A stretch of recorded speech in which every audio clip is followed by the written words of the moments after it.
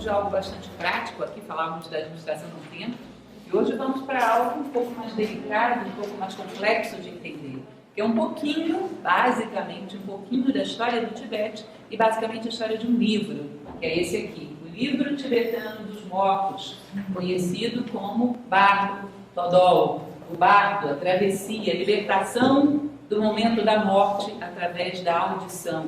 Nós vamos ver o que significa isso, qual é a proposta desse livro. É uma das obras clássicas que hoje se conhece no Ocidente, dessa tão obscura, ainda hoje, tão obscura tradição tibetana. Então, considerem que temos 2 horas, o que dá para a gente falar sobre isso em 2 horas é um pequeno resumo, não dá para aprofundarmos tanto. Esse curso, como todas as atividades que fazemos em Nova Acrópole, são um pequeno extrato do que fazemos dentro do curso de Filosofia Maneira Clássica.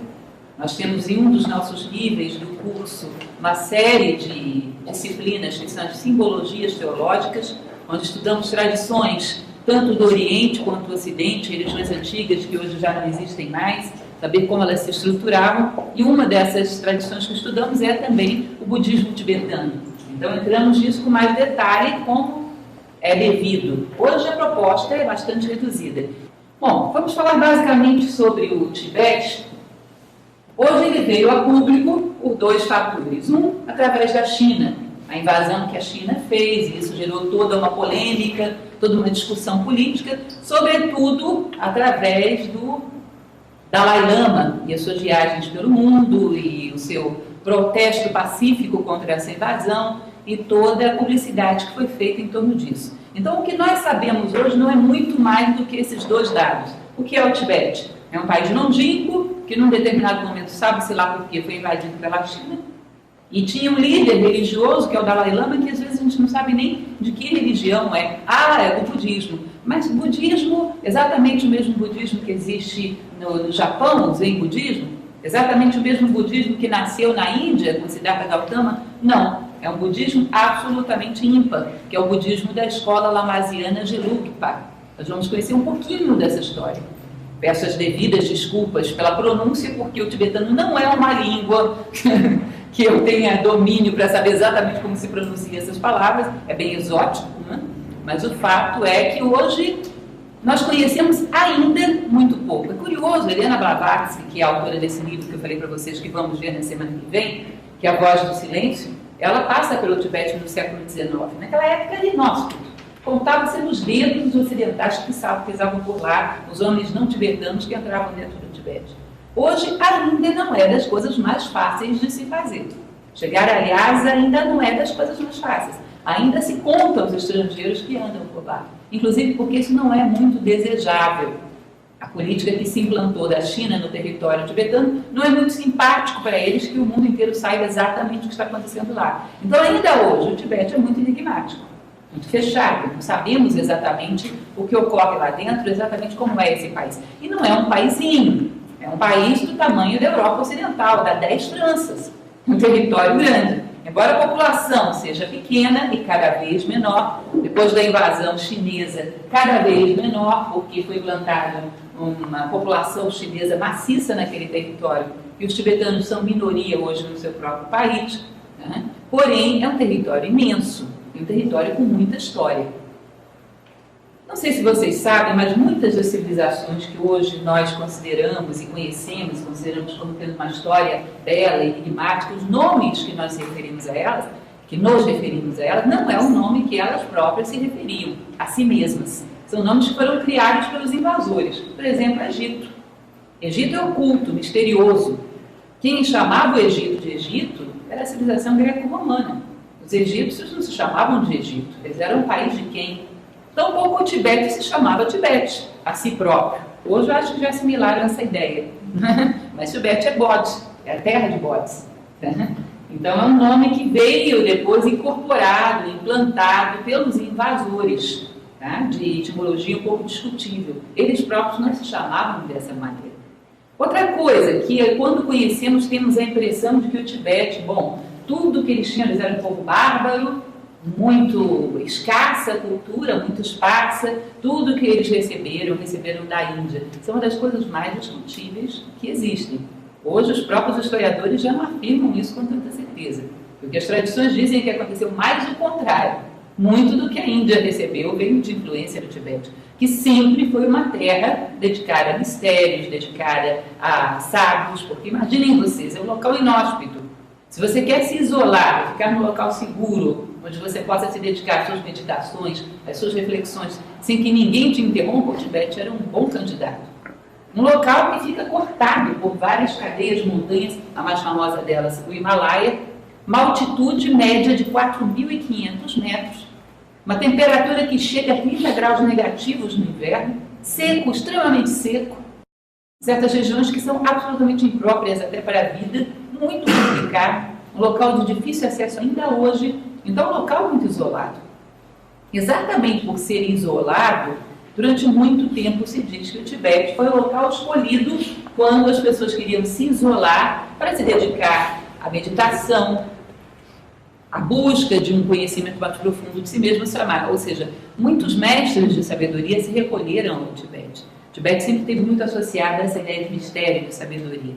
Uma coisa que às vezes os alunos me perguntam, por que ao longo da história a gente ouve falar de escolas e de mestres, não só no Oriente, como também no Ocidente, por exemplo, Pitágoras e outras escolas ocidentais dentro do próprio Egito, que se isolavam do conhecimento público, parece que se escondiam, egoístas, né? Não queriam compartilhar esse conhecimento conosco. Por que será que faziam isso? Em geral, quando a humanidade decai, gente, tem uma característica que é terrível, mas vocês hão de convir que é um fato. Quando a humanidade decai, ela tende a utilizar o conhecimento em prol do seu egoísmo. E o conhecimento acaba por funcionar mais contra a humanidade do que a favor. Platão ele tinha uma frase terrível que ele dizia: é preferível a ignorância absoluta do que o conhecimento em mãos inadequadas. Então sempre houve, por parte desses homens que detinham um conhecimento maior do que a média, uma sabedoria maior do que a média, uma preocupação não egoísta, muito pelo contrário, altruísta, que a humanidade não tivesse acesso a informações que ela pudesse usar contra si própria, como uma criança com uma faca afiada na mão. O que vai fazer com aquilo? Vai se cortar. Ou uma faca afiada é boa ou má? Depende. Ela é ótima na mão de uma cozinheira, é péssima na mão de um louco, de uma criança que não tem condição para cortar. Então o conhecimento ele é como uma faca afiada, excelente, dependendo de para que você use. Então muitas vezes quando a humanidade decaiu, vocês vão ver que essas escolas de sabedoria tiveram que se esconder. Isso já aconteceu muitas vezes na história, tanto no Ocidente quanto no Oriente. Vocês vão ver que quando a Grécia decai, uma das primeiras coisas que acontece, Eleusis, Samotrácia, que eram escolas de sabedoria, onde estudou Platão, onde estudaram vários reis, elas somem do mapa, se escondem, porque passam a correr risco, inclusive, de vida. O Islã, quando decai, as escolas sufis somem. Vários mestres sufis foram mortos. Então, essas escolas sempre procuraram locais um pouco isolados para proteger, não só a si próprios, mas para proteger o ser humano de si mesmo. De portar um conhecimento que ele não tem base moral para suportar. Uma coisa interessante, que é uma reflexão que sempre fazemos no nosso curso de filosofia, inclusive. O conhecimento, como qualquer coisa, como o exemplo que acabei de dar para vocês da faca, não é bom ou mal em si. Bom ou mal é o uso que se faz dele. Então imaginem vocês uma pessoa que tem um conhecimento de ponta de física atômica. Isso é bom? E se for um terrorista, um psicopata, um nazista, qualquer coisa desse tipo? Era melhor que ele não tivesse conhecimento nenhum. Portanto, há uma série de considerações que temos que fazer. E essas escolas, elas tinham isso muito concretamente. A escola egípcia de Hermes Trismegisto falava sobre isso. Os lábios da sabedoria só se abrem aos ouvidos do entendimento. Então, por uma série de razões desse tipo, o Tibete foi durante muito tempo sede de muito conhecimento, de muitas escolas internas. E se diz que, aí é uma coisa importante que vocês entendam, o Tibete era budista, mas antes do Tibete ser budista, ele já era búdico, ele já tinha toda uma tradição. O que é a diferença entre ser búdico e ser budista? Budi é uma palavra que significa iluminação, sabedoria. Budismo é aquilo que começou a partir do advento de Siddhartha Gautama, um homem, uma tradição histórica. Antes de haver a filosofia budista, havia a filosofia búdica, que era aquela que buscava a iluminação através da sabedoria. O Tibete já era búdico antes de ser budista, já havia muita coisa lá. Uma das coisas que nós vamos perceber é que o bardo Todol, Ele já se encontrava no Tibete muito antes que o primeiro budista pisasse lá. E o Bardo Thodol, ele já se encontrava no Tibete muito antes que o primeiro budista pisasse lá. Era uma tradição popular transmitida geração após geração, muito antes que o primeiro budista pisasse lá. E o budismo, quando chega, ele se incorpora a toda essa tradição, ele assimila toda essa tradição. De uma maneira muito eclética, ele assimila tudo que já estava lá. Né? Então, quando começou a história do Tibete? Difícil da gente saber.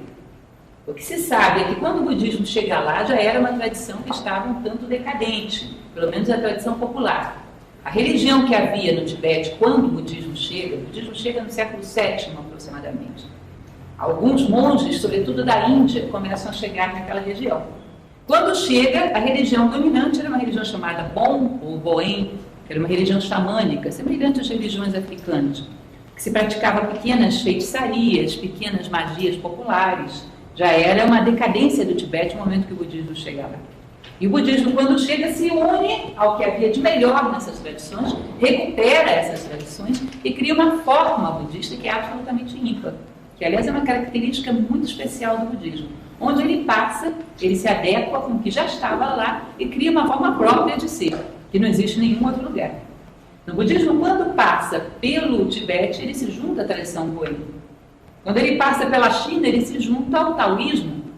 Quando ele passa pelo Japão, ele se junta ao shintoísmo. Aí vocês vão ter o budismo lamasiano, vocês vão ter a escola Shana chinesa, vocês vão ter o Zen budismo no Japão. Cada lugar tem uma tônica, tem uma coloração própria.